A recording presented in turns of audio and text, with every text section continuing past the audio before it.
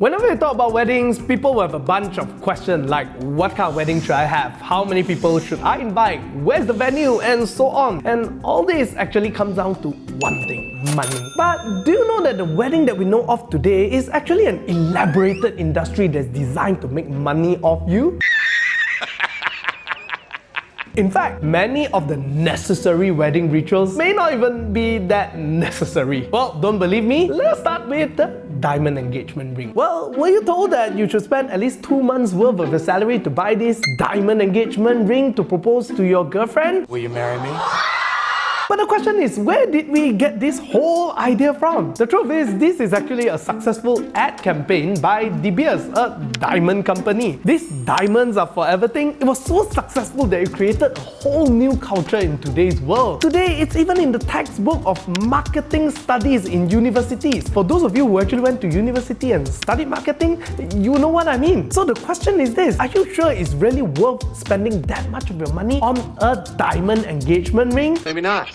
Before the 1900s, rings were not even a thing when it comes to engagement, let alone diamond rings. That's just the ring. What about that beautiful white dress? Well, sorry to pop the bubble. This again was not a real tradition. Traditionally, white dresses were so expensive that normal folks can't even afford it. People would just get married with whatever normal color clothes that they could afford. It was only in the 1840s when Queen Victoria chose us to get married in a white dress.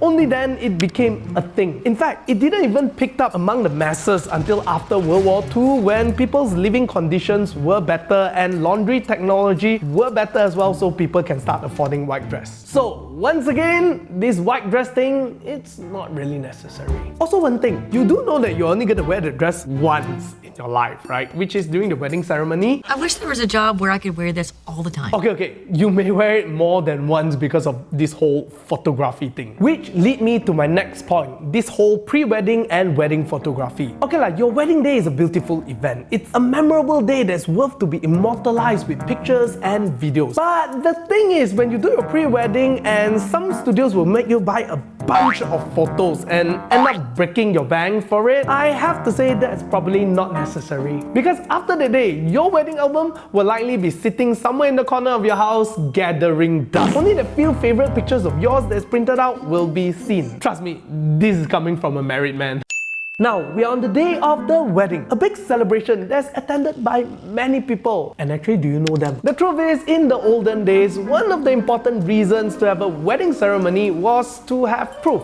A proof of this person marrying this person. And the guest that was invited will act as a witness to the union of these two persons. It is kind of like a form of public acknowledgement at that time. But today, do we really need these witnesses? Well, I will argue no. Today, to be acknowledged, all you need to do is just go and register yourself in JPN, and then both of you will be recognized in the eyes of law as a married couple. So you really don't need all these witnesses. So the point of a wedding ceremony is just to celebrate the union of a couple. Having said that, do you really need a huge crowd of people that you barely even know to celebrate this with you? Maybe not, you know?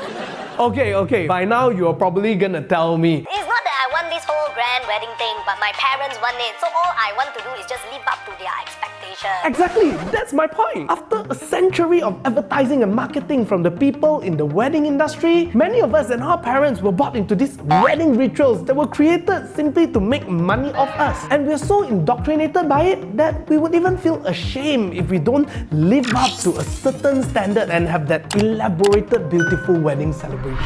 But I understand. So to tell you to ditch this whole wedding ceremony thing, it may not be the best idea. So what am I trying to say is this: over the years, I've got many couples coming to me telling me that they're not getting married because of the high costs involved in organizing a wedding ceremony. You see, wedding ceremony is just a one-day thing, but a marriage is a lifetime of commitment towards your partner. To let this one-day event stop you from committing to love your partner for a lifetime, it doesn't make sense at all. Ultimately, wedding ceremony is just a celebration, and you can always celebrate it according to your own affordability. It shouldn't stop you from getting married. And knowing about all this actually changed my own perspective towards marriage. When me and my wife decided to get married, we didn't have enough money to organize a wedding ceremony that we really would like to have. So What we did is we just did our ROM and had a small celebration, just a dinner with our family members. Only a year later, we organized a wedding ceremony. Some of you may agree, some of you may disagree. But for us, the logic was simple. Marriage is about the both of us committing to love each other. It has nothing to do with that wedding ceremony. That celebration